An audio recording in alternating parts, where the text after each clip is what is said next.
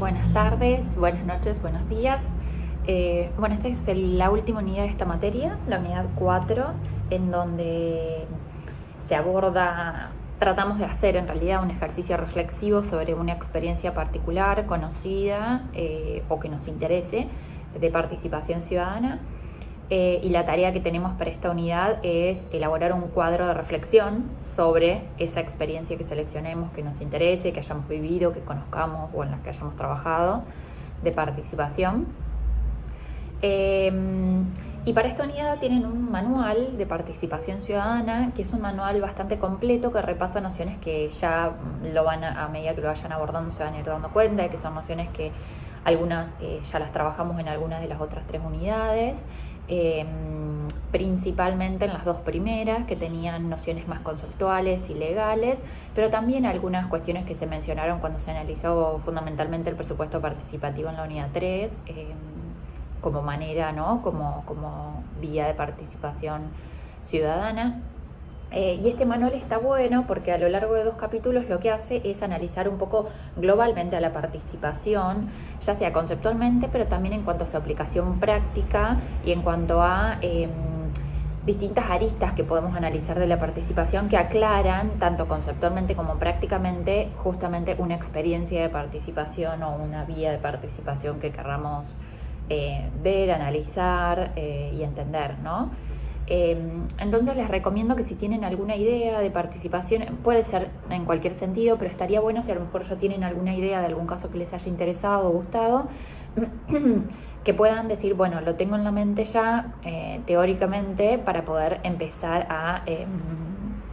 analizarlo a través de todas las aristas que el manual va marcando. Y pueden obviamente concentrarse en analizar algunas secciones de lo que el manual recomienda, pero pueden también hacer como un recorrido conceptual sobre todas las aristas que va analizando. Y obviamente, como les digo, si lo hacen completo, lo que pueden hacer es profundizar en alguna de las secciones que a ustedes les parezca más interesante basados en esa experiencia que seleccionan, ¿no? Porque a lo mejor esa experiencia tiene una particularidad que es, no sé, por ejemplo, el tipo de instituciones que se crearon para poder permitir que esa participación exista. Bueno, entonces a lo mejor estaría bien si hacen el análisis desde las teorías que más se acerquen a ese tipo de participación que se señalan en el manual, y a lo mejor que hagan un análisis un poquito más en particular en este cuadro, se enfoquen un poquito más en la parte institucional de esta experiencia que no en otras, ¿no? Sin dejar las otras de lado, digo, pero como teniendo eso en mente. El manual recorre un poco todas las aristas. El capítulo 1 de este manual se concentra en el concepto de la participación ciudadana y su aplicación en las políticas públicas. Entonces lo que trata de hacer es abordar el concepto de ciudadanía, el concepto de participación y el concepto de participación en la gestión pública particularmente. Cuando habla de ciudadanía, nos hace como un recorrido, un momento para entender, que es algo que también vimos en otros documentos sobre de los 80 y los 90 en adelante, del siglo XX, el resurgimiento de nuevas temáticas en el campo social y la necesidad de reconstrucción del concepto de ciudadanía como vía de participación social en el ejercicio del poder gubernamental. La particulariza, como también ya vimos anteriormente, como un ejercicio de derechos civiles y políticos, y la analiza a través de distintas tradiciones, algunas más modernas, otras anteriores y otras nuevas concepciones contemporáneas de la participación. Las tradiciones a las que alude son, por ejemplo, la teoría política clásica liberal, comunitarista o republicana, tradiciones de posturas críticas, tanto de derechas como de izquierdas, y analiza también nuevas perspectivas, nuevos modos de conceptualizar la participación, que está bueno ahí que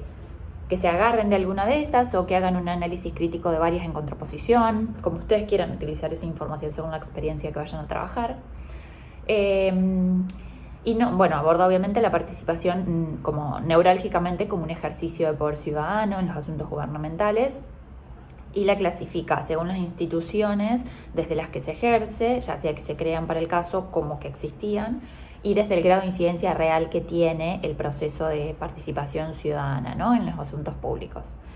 Y luego la analiza a la participación no sola como concepto, como derecho, que es lo que veníamos viendo, sino como un concepto aplicado a la gestión pública. Entendía la gestión pública no a toda,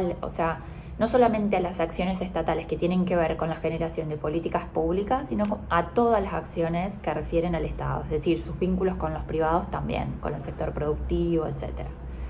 Entonces la entiende como un concepto dialógico y negociador entre el Estado y los distintos grupos sociales, tanto de la sociedad civil como privados.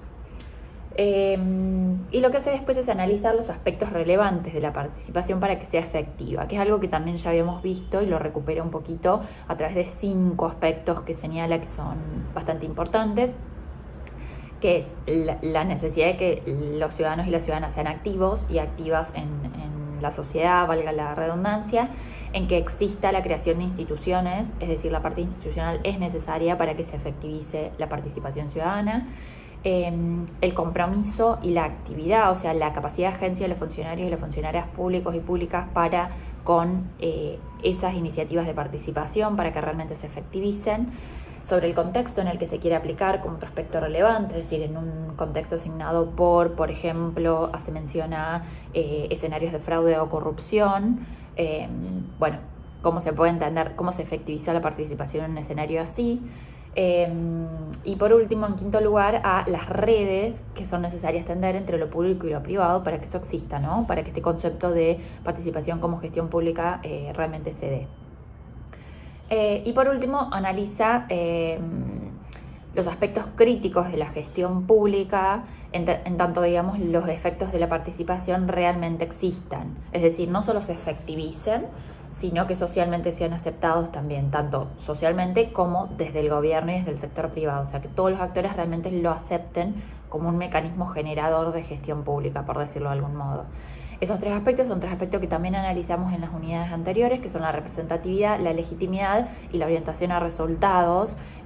o a lograr un objetivo de incidencia real con la participación. Y en el segundo capítulo, el manual lo que hace es generar como un recorrido también bastante conceptual, pero que va como despertando nociones o ideas, que por eso me parece que está bastante bueno, interesante, sobre orientaciones para la práctica de la participación en la gestión pública. O sea, se concentra en este segundo momento de la participación entendida como gestión pública, y lo que hace es decir, bueno, ¿cuáles son los principios fundamentales para que eso funcione? No solo los aspectos críticos, las cuestiones a tener en cuenta, como decíamos antes, sino cuáles son los principios fundamentales. Bueno, habla de la transparencia y el acceso a la información, de la equidad, de la no exclusión, del reconocimiento a la diversidad, de la receptividad por parte de los funcionarios y las funcionarias y de la voluntariedad en la participación.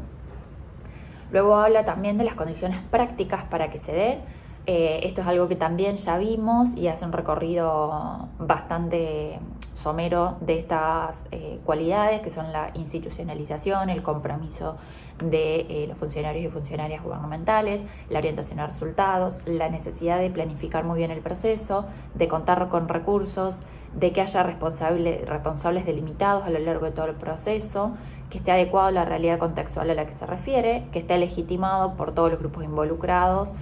respecto de la temática de la que trate, y que tenga apoyo y facilitación de personas expertas para poder ir guiando y trabajando el proceso de manera que sea también como un proceso de crecimiento cualitativo para las personas que lo forman, para que puedan aplicar mejor la herramienta en sí. Y después lo que hace es tratar de mostrarnos, que me parece bastante interesante esto para analizar las experiencias en términos prácticos que tienen como actividad en esta unidad, cuáles son las ventajas. Habla de las ventajas de la participación, pero especifica en la clasificación del tipo de actores, las etapas de la planificación, y nos menciona después mecanismos e instrumentos que nos pueden servir como para orientar esa experiencia que queremos tomar como análisis. En cuanto habla de las etapas, nos habla del momento de diseño, del momento de ejecución y del momento de evaluación y rediseño, una vez que ya se ejecutó y se piloteó, digamos, la experiencia. Y en cuanto a la clasificación de actores, en el proceso nos habla del sector público, del sector privado productivo y de la sociedad civil. Así que bueno, más o menos ese es el recorrido que el manual hace. Me parece bastante interesante que puedan, como les decía, recalar en algunas de estas nociones o algunos de estos momentos para poder orientar el ejercicio reflexivo que ustedes hagan. Yo creo que si ustedes ya está bien que lo hagan de cualquier manera, por supuesto, pero me parece que si a lo mejor ya parten de alguna idea en la cabeza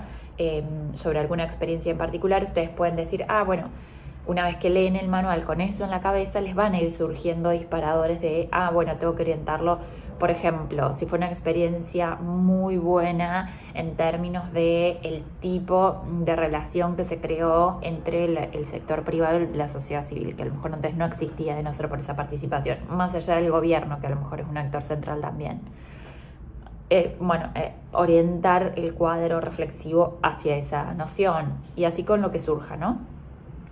Aprovecho también para agradecerles porque es el último video de la última unidad de cierre de la materia, así que les quiero agradecer un montón el espacio, el tiempo compartido, todo lo que intercambiamos. Quedo a disposición siempre para cualquier consulta ahora o posterior sobre la temática o sobre derechos humanos en general. Muchas gracias por el espacio, gracias por la atención, por el tiempo. Espero que el diplomado sea realmente útil para sus carreras. Quedo a disposición y les mando un gran saludo.